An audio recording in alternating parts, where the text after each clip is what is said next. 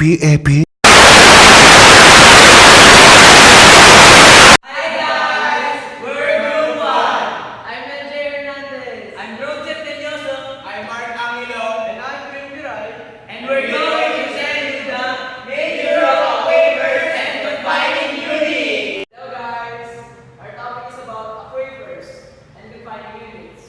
Aquifers play an important role to our daily lives because they provide us with essential compound that is a necessity to us human beings. In the previous group report, they said that just 2.5% of the Earth's water is fresh water, and most is frozen in glaciers and ice sheets. About 96% of all liquid fresh water can be found underground. The remaining small fraction is on the surface or in the air. From their statement alone, that means that fresh water or drinkable water is found underground. They are confining aquifers. Hi guys! What is an aquifer? Aquifer are bodies of rock or sediment through which groundwater is able to move or flow. Think of an aquifer as a sponge soaked in water. The volume of the sponge remains the same because the water is actually filling up the spaces. The ratio of the total volume of water that an aquifer can hold with the volume of the aquifer is called porosity. Porous materials have large intergranular spaces which allows more water to be stored. As soon as you squeeze the sponge, the water stored will be released which eventually dries out the sponge. The interconnection of the voids in the sponge allows water to move freely due to differences in pressure.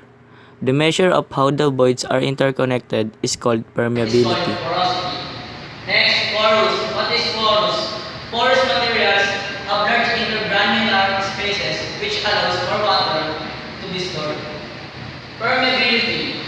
What is permeability? The measure of how the voids are interconnected is called permeability. What is confining units? Well, a confining unit is essentially just the opposite of an aquifer. A confining unit is a rock or sediment which has permeability that is so low that water hardly moves through it. In Florida, confining units are often rich in clay, a layer of rock or soil of very low hydraulic conductivity that hampers the movement of groundwater in and out of the aquifer. So, moving on, how does groundwater flow? Well, the flow of groundwater is dictated by layering, similar to how surface water moves. The intersection of groundwater with the surface will be visible as streams or surface are both porous and permeable, allowing the storage and movement of groundwater. Is an aquifer an underground river? No, almost all aquifers are not rivers. Since water moves slowly through pore spaces in aquifer's rock or sediments, the only life form that could endure floating such as river would be bacteria or viruses. They are small enough to fit through pore spaces. True underground rivers are found only in cavernous rock formation where the rocks, surrounding cracks or fractures has been dissolved away to leave open channels through which water can move very rapidly, like a river.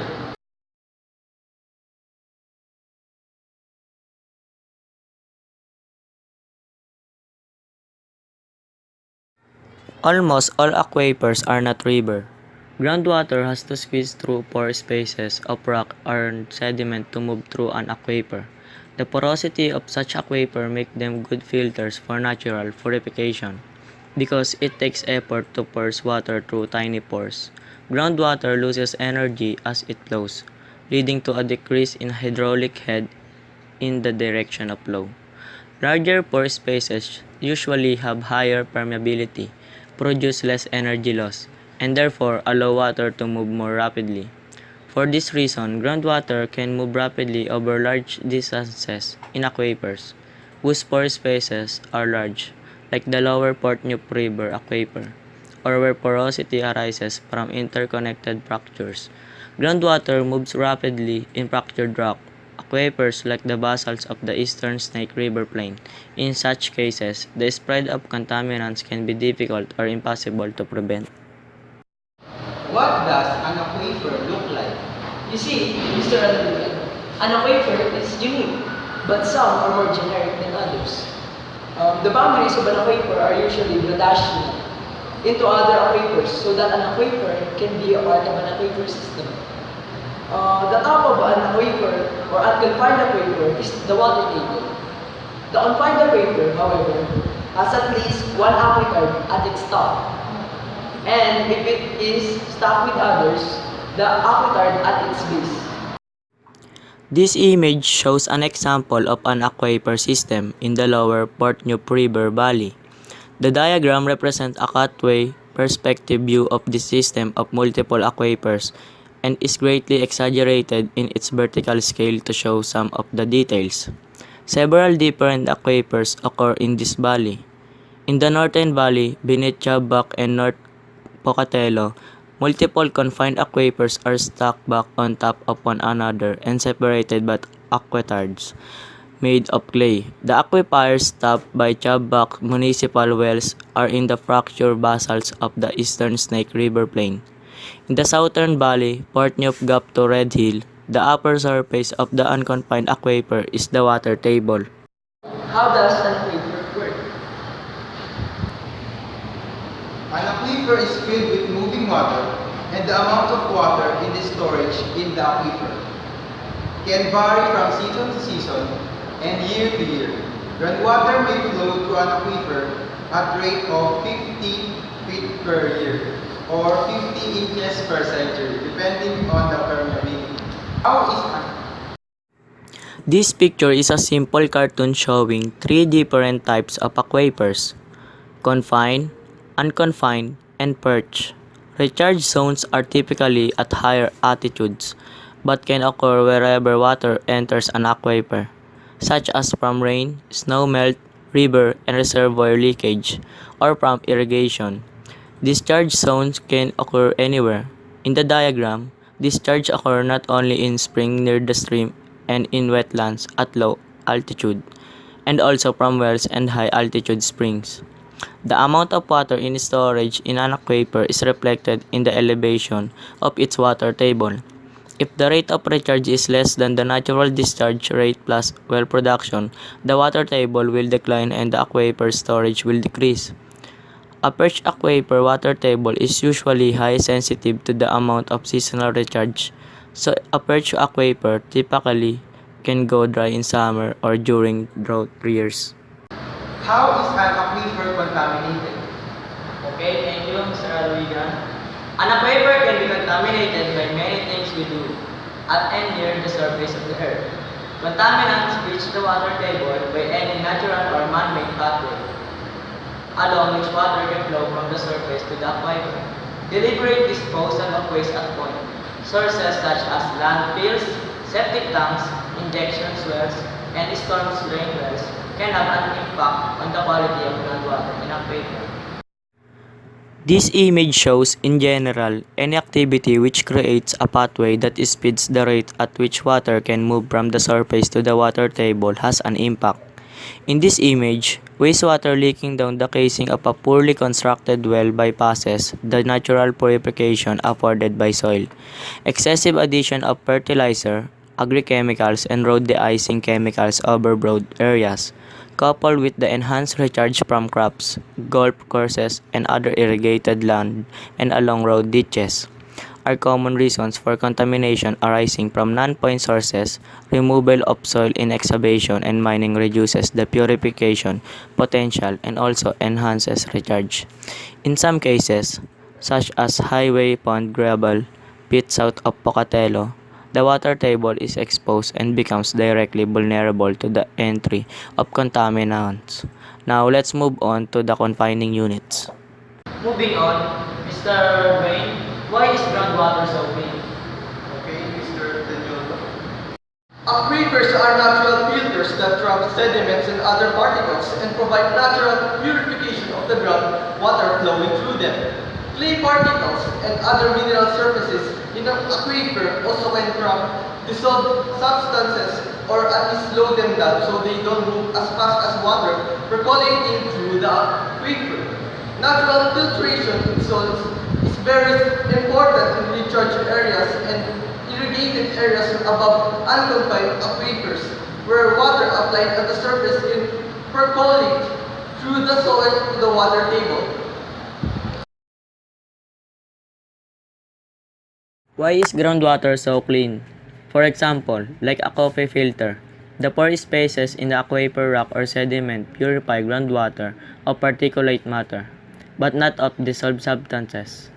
Also, like any filter, if the pore size are too large, particles like bacteria can get through. This can be a problem in aquifer in fractured rock. Ba't ano na?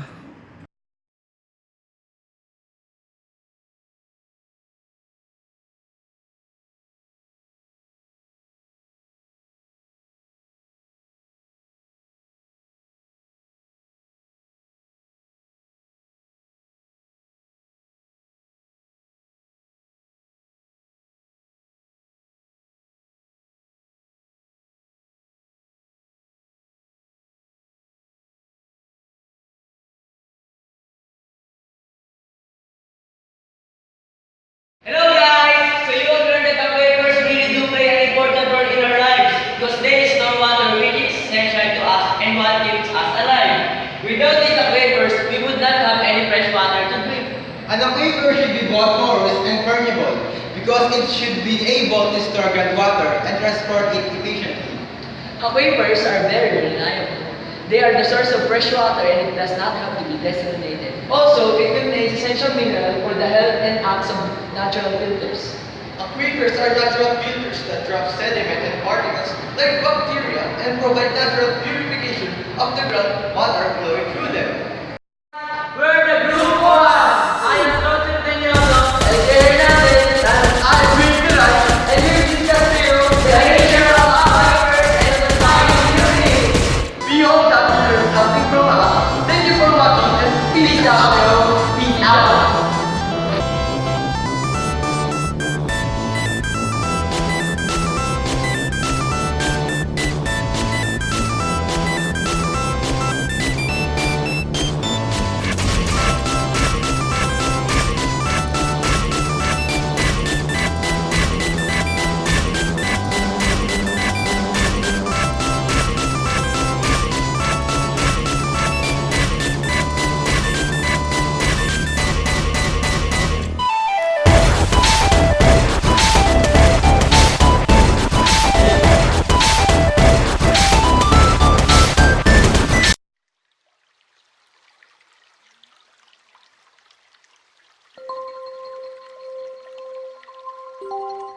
Hello, my name is Brent Doty and I'm an educator with the Edwards Aquifer Authority, and we're here today to demonstrate the 3D groundwater model. The model demonstrates how the Edwards Aquifer works. The Edwards Aquifer provides water to more than 1.7 million people in South Central Texas, so it's pretty important to know how it works and how we can help conserve it and protect it. The Edwards Aquifer can be divided into 3 zones: the drainage area, the recharge zone, and the artesian zone. The drainage area, also known as the Texas Hill Country and the catchment area, is where much of the water is collected. It goes into streams and rivers, makes its way down through the ground, out through springs and out through rivers, into the recharge zone.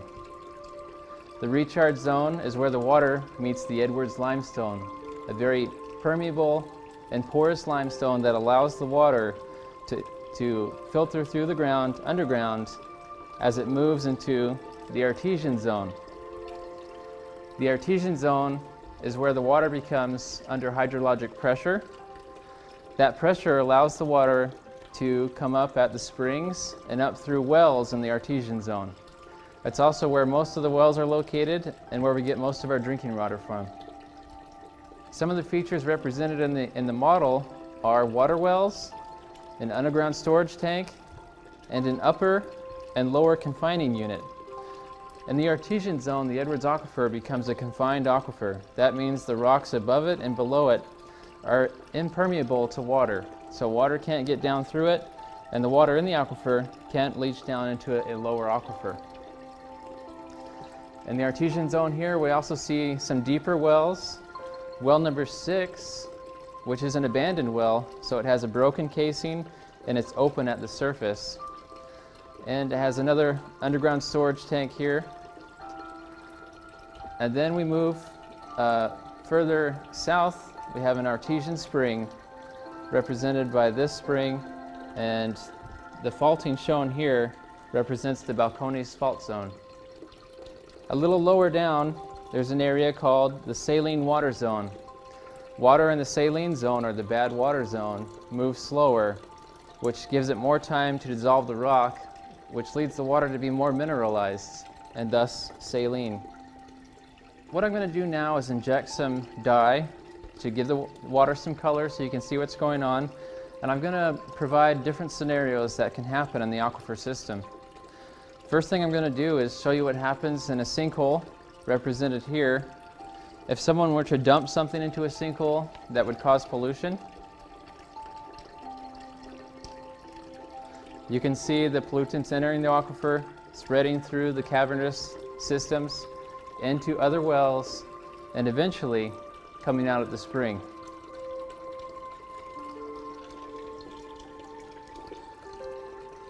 Okay, this UST right here represents an underground storage tank, which could be like a septic system for a house or a fuel tank for a gas station. And what I'm going to do is simulate a leak in one of these tanks to show you what happens if a tank is leaking on the recharge zone. So it's leaked through the tank, through the gravel, and now it's into the aquifer, into other wells, and eventually into the springs.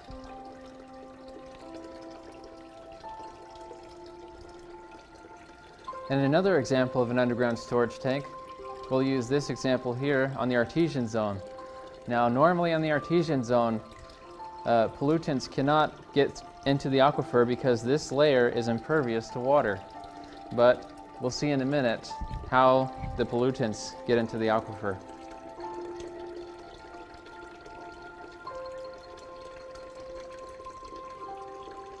So you can see the tank is leaking. I'm going to add some rain.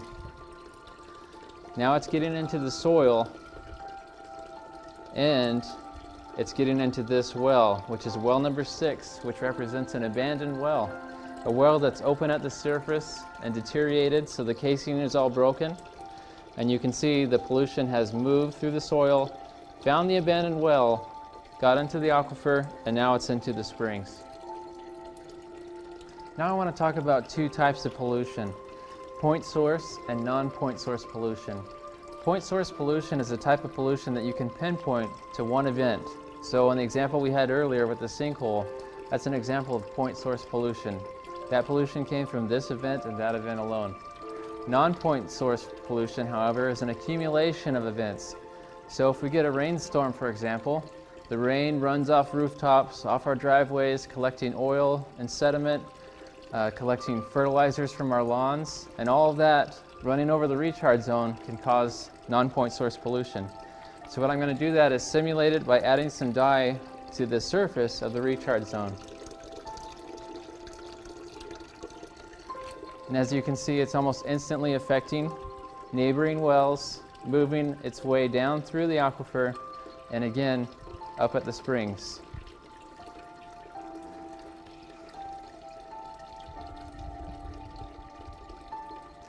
So I hope what you get out of this video is how important the aquifer is to us. It supplies almost all of our water, and it can be susceptible to pollution. That's why we have to try our best to keep it clean, to not dump stuff on the recharge zone, to make sure that abandoned wells are closed properly, and make sure that active wells are maintained, as well as underground storage tanks are maintained, so we don't have leakage.